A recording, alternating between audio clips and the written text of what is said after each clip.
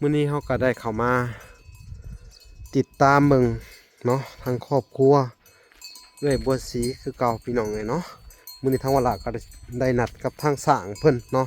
มาพูดคุยราคากันเนาะเกี่ยวกับการเฮ็ดเฮือนเฮ็ดซานทางเอื้อยบัวศรีอ๋อสวัสดีแม่ย่านี่อยู่สิไปรอเบิ่งสวนเพิ่นอีกที่หนึงพี่น้องเอ้ยมื้อนี้ก็ได้นัดสร้างไว้นะพี่น้องบ่ว่าใครเป็นสร้างเนาะพี่น้องก็สิเข้าไปสอบถามเพิ่นก่อนได้ร้ายเติบได้น้ำเพิ่นตรงไว้มื้อน่ะพี่น้องเอ้ยโอ้เฮ็ดสวนอยู่คือเก่าเนาะโอ้อันนี้ขุดหลุมน้ำบ่สูบมันไหลปะนี่เนาะสูบปะนี่โอ้สูบแล้วก็มาตักเอาอยู่นี้แล้วคือเฮ็ดคักแท้บัดนี้โอ้มีไอเดียดีเด้อนี่พี่น้องเอ้ยเดี๋ยวสิเข้ามาเบิ่งนี่โอ้สะออนแต่สวนเพิ่นนี่แหละพี่น้องเอ้ยเฮ็ดได้ดีหลายพี่น้องเอ้ย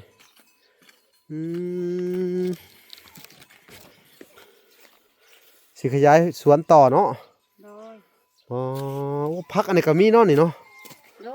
พักพักงานนี่ฮะจะไปยังเขาจะลืมอยู่โอ้นี่พักเกษตรพักเกษตรน้ำมันบ่นี่เอามาปลูกวะนี่ฮะปลูกค่ะกระปลูกโอ้เป็นเสยพี่น้องเอ้ยอย่างเสียยาโอ้เสียดนานมาอีกบ่น่ะแม่นสิขยายออกเต็มไปเลยเนาะโดยพี่น้องเอ้ยขนาดเพิ่นมีเนื้อที่ดินซำนี้นะเขามีหลายนี่แห้งสิขยายหลายเนาะเพิ่นเสียหญ้าออกพี่น้องเอ้ยหนานี่อันนี้ก็เห็ดสวนเนาะโอ้เศษนานหนึ่งอีกก่อนนี่คุณโอ้จะหั่นได้3 นานพุ่นเด้อเด้อเด้อมื้อเช้านี่ขุดอันนี้เนาะโอ้พี่น้องเอ้ยว่าธรรมดามาอยู่ข้างนอกขุดให้ตักเอาทางนี้วันนี้สูบแล้วให้มาตักเอาอยู่นี่เนาะแม่นพี่น้องเอ้ยนี่โธ่พี่น้องเอ้ย8นี่จะ8โตนี่รุ่นโอ้ได้เอาไม้6 เมตรเนาะบ่ฮอด6 เมตรนะเอาแต่ละห้องไม้4 เมตรเอาไม้48 48นะ4 เมตรเอา8 โต8 โตโอเคไม่เส้นเวลาสิสั่งมาให้เด้อแล้วก็แป้นนี่เฮ็ดไปก่อนเนาะถ้าบ่พอเท่าไรเฮาจังว่ากันใหม่เนาะแต่ก็บ่แม่นว่าเฮ็ดสิแล้วแบบว่ามื้ออื่นโลดมันบ่ทันดอกเพื่อสิไปกบใหม่กบอันนั้นน่ะโดยแม่นแหละเนาะพี่น้องเอ้ยบัดเริ่มต้นเฮ็ดนี่สิได้มั่งเลยนี่มั่งเลยจัดการเลยแล้วแต่สร้างเนาะราคานี่ฮันแต่มันงานมันเป็น2 งานบอกงานเนี่ยเลยนะแต่ว่าอยากให้เฮ็ดเดียวเลยใช่ว่าคนเดียวเลยห้ามเมาเฮ็ดใช่ว่าใช่ซะก็ย้ายขอขึ้นราคาแดจักหน่อยขอเท่าไหร่3 ล้าน5 4 ล้านอ๋อ4 ล้านโอ้ได้4 ล้านนี่เนาะ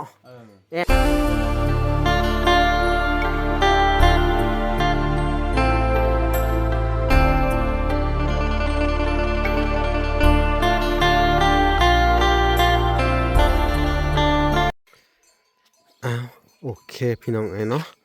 กับสบายดีพ่อแม่พี่น้องเนาะเบิดสู่คนพี่น้องเนาะกันยินดีเข้าสู่ช่อง YouTube เปาหลาสายบุญคุณธรรมคือเก่าพี่น้องเส้นเก่าเส้นเคยพี่น้องทักทายสบายดีเนาะ FC ทางฝั่งไทยและ FC ทางฝั่งลาวและ FC ทางต่างประเทศเนาะพี่น้องที่รับชมเวลาอยู่เนาะมื้อนี้เขาก็ได้เข้ามาติดตามเบิ่งเนาะทางครอบครัวเอื้อยบัวศรีคือเก่าพี่น้องเลยเนาะมื้อนี้ทางวลาก็ได้นัดกับทางสร้างเพิ่นเนาะมาพูดคุยราคากันเนาะเกี่ยวกับการเฮ็ดเฮือนเฮ็ดซานทางเอื้อยบัวศรีโอ้สวัสดีแม่ย่านี่เพชรไปใส่ถ่ะแม่ได้ซะอ๋อแม่อยู่นอกพูดเนาะโอ้อยู่สวนพี่น้องเอ้ยอย่าเฮาล่ะสิเข้าไปเบิ่งก่อนเนาะล่ะอยู่สิไปรอเบิ่งสวนเพิ่นอีกที่หนึงพี่น้องเอ้ยมื้อนี้ก็ได้นัดสร้างไว้นะพี่น้องบ่ว่าใครเป็นสร้างเนาะพี่น้องก็สิเข้าไปสอบถามเพิ่นก่อนได้ร้ายเติบได้น้ำเพิ่นตรงไว้มื้อน่ะพี่น้องเอ้ยโอ้เฮ็ดสวนอยู่คือเก่าเนาะโอ้อันนี้ขุดหลุมน้ำบ่สูบมันไหลปะนี่เนาะ สูบปะนี่โอ้สูบแล้วก็มาตักเอาอยู่นี้ ตั้งเอาอยู่นี่ เร็วคือเห็ดคักแท้บัดนี้โอ้มีไอเดียดีเด้อนี่พี่น้องเอ้ยเดี๋ยวสิเข้ามาเบิ่งนี่โอ้สะออนแต่สวนเพิ่นนี่แหละพี่น้องเอ้ยเฮ็ดได้ดีหลายพี่น้องเอ้ยอืมสิขยายสวนต่อเนาะ โดย อ๋อพักอันนี้ก็มีเนาะนี่เนาะ โดยนี่ พักเฮ้ยพักงานนี่ฮะ จะไปยังเขาจะลืมอยู่ โอ้นี่พักเกษตร แม่น พักเกษตรน้ำมันบ่นี่ แม่น เอามาปลูกวะนี่ฮะ ปลูกเคยหากระปลูก โอ้เป็นเสยพี่น้องเอ้ย อย่างเสียยา โอ้เสียดนานใหม่อีกบ่น่ะ แม่น สิขยายออกเต็มไปเลยเนาะ โดย เออพี่น้องเอ้ยขนาดเพิ่นมีเนื้อที่ดินซำนี้นะเขามีหลายนี่ โดย แฮงสิขยายหลายเนาะ โดย เพิ่นเสียหญ้าออกพี่น้องเอ้ยหนานี่อันนี้ก็เฮ็ดสวนเนาะ แม่น โอ้เสียดนานหนึงอีกก่อนนี่ โดย คุณโอ้จะหันได้หา3นานพุ่นเด้อเด้อเด้อ โดยแม่น อ๋อมื้อเช้านี่ขุดอันนี้เนาะ โดยคุณอันนี้ อ๋อพี่น้องเอ้ย ว่าธรรมดามาอยู่ข้างนอกขุดให้ไปตักเอาทางนี้ วันนี้สูบแล้วให้มาตักเอาอยู่นี่เนาะ แม่น เออพี่น้องเอ้ยนี่อ้าวโธ่พี่น้องเอ้ยคักกะลีเนาะเบอร์สีถ้าเกิดว่ามีได้แห้งคักกันเนาะ โดย มีได้ได้ปลูกง่ายอยู่เนาะ ให้งามปลูกอหย่างก็ ขนาดรากสายสีดเสร็จแล้วเนาะ โดย ใส่น้ำหลายบ่แต่ละเทื่อนี่ หลาย2-3พูย 2-3พูยหูคดนี่ แม่นมันหลาย อันนั้นตัดเลยเนาะผักบุ้งเนาะ แม่น มึงดูพี่น้องเพิ่นห้อยเพิ่นตัดอ๋อเอาไปขายเลยเด้อ แม่น อ๋อผักบุ้งงามอันนี้ที่ห้อยตัด สิตัดมื้อนี้ละตัดมื้อละ สิตัดหมดเลย แม่น สิเอาเข้าไปขายแหละเนาะ แม่นไปแลกเกลือ เออเป็นเนื้อ เป็นนัว หูจักค่าขายพี่น้องเอ้ยนี่แหละปลูกของไปขายเนาะ โดย มักพริกเจ้านี่เฮ็ดอีจักประมาณสัก10หลุมนี่เด้อเอามักพริกขาวฮะ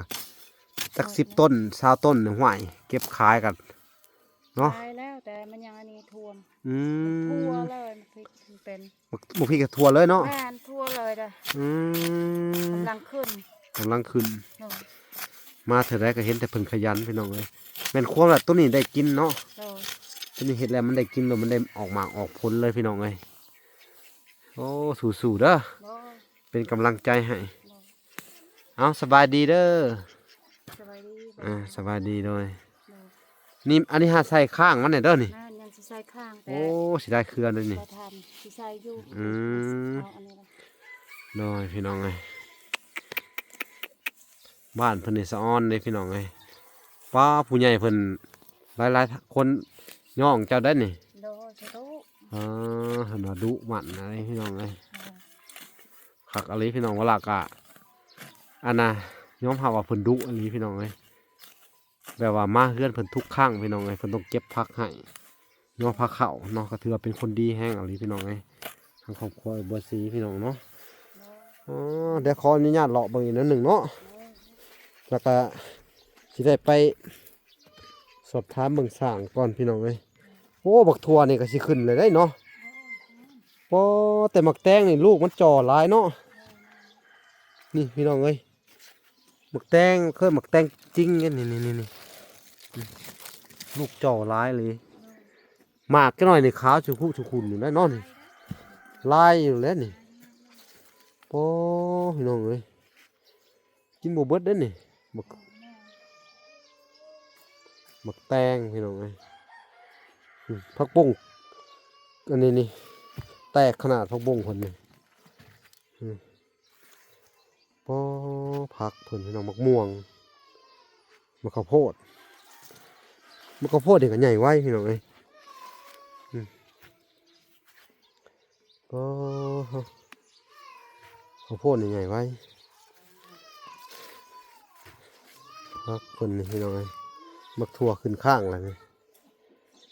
มักนี่สุดยอดมักยอดอ่อนๆแห้งหลายมักนี่กินคู่มือกับบ่เบิดพี่น้องไอ้มักเพิ่นป้อยอดกินคู่มือกับบ่เบิดป้อยิ่งเด็ดยิ่งแตกตะสะออนอะไรพี่น้องเอ้ย เนาะ อย่าเลิกลองเอ็ดเนี่ย งามมาลียอดบักเพิ่นนี่เป็นอะไรลูกน้อยให้แล้ว แม่นทาง ไปเขาไปเอาลูกเออแดดก็แดดไปเฉพาะพักผ่อน โดย พี่น้องไง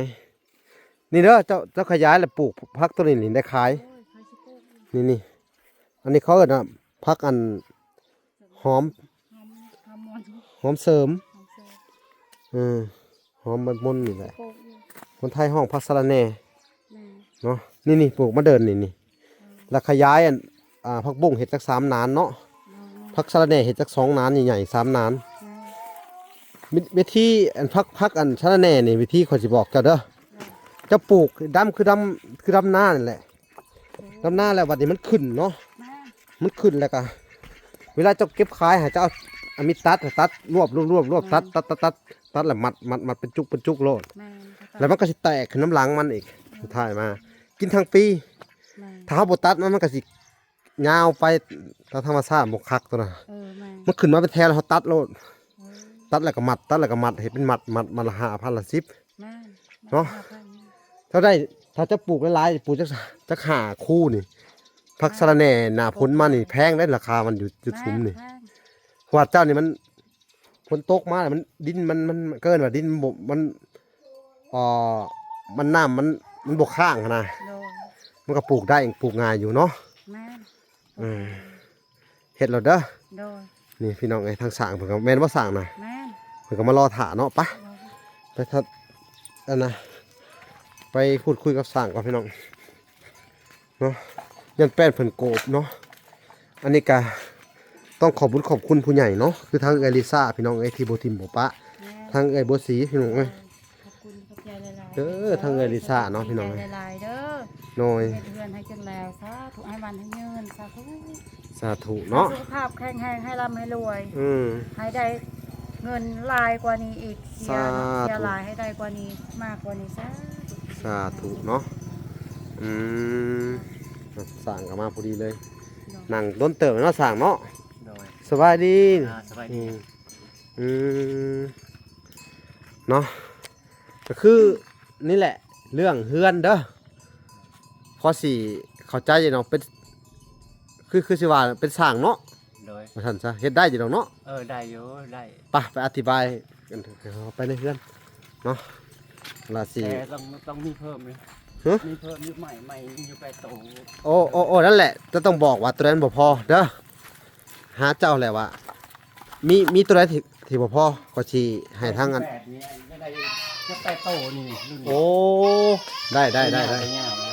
เอาไม้6 เมตรเนาะ บ่ฮอด6 เมตรหน้าเอาแต่ละห้อง ไม้4 เมตร เอามา48 48เนี่ย4 เมตร เอา8 โต 8 โต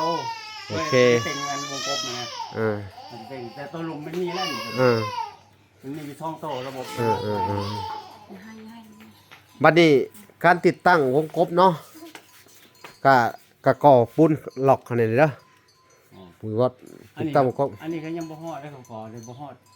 ยังบ่ทันได้ฮอดแต่ว่าตั้งไว้ก่อนจังเอา อาดิตบล็อก เอาบล็อกมาใช้อ่ะนะ แล้วแต่ทุกเจ้าเนาะคือหมายความว่านี่แหละเจ้าก็มีแผนการว่าไม้นี่มันบ่พอเนาะ บ่พอน้อย โอเคไม่เส้นเวลาสิสั่งมาให้เด้อแล้วก็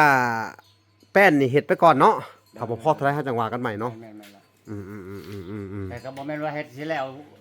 แบบว่ามื้ออื่นโลดมันบ่ทันดอกเพราะว่าสิไปกบใหม่กบอันนั้นน่ะ โด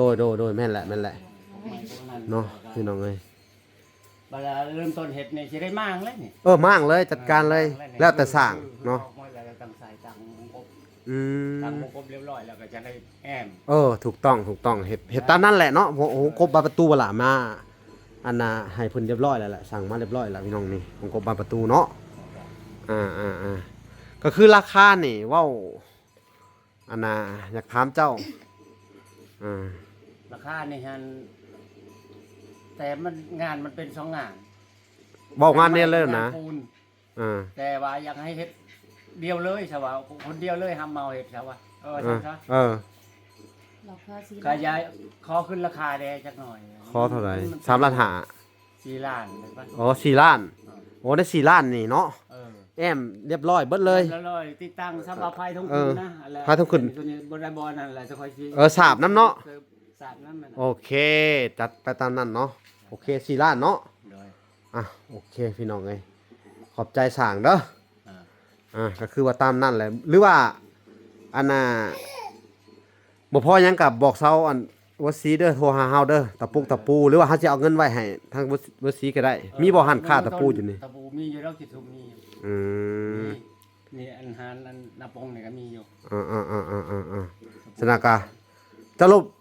เริ่มลดมากบไม้ลดเด้อ โดย แล้วเวลาสิสั่งไม้เข้ามาเพิ่มอีกสิเริ่มมา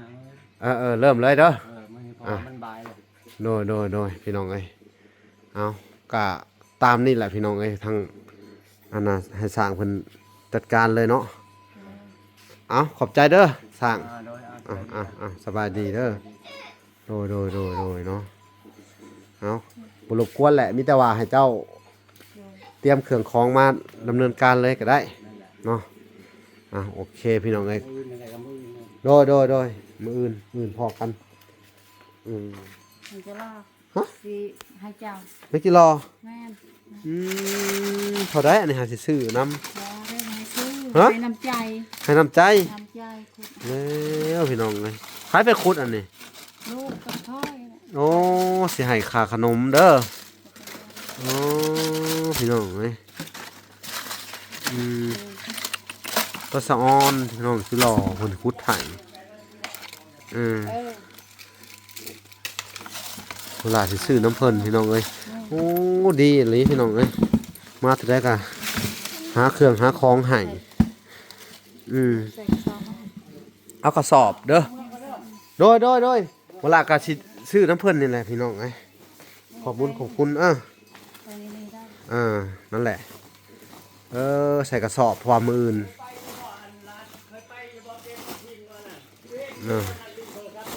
เวลาก็สิ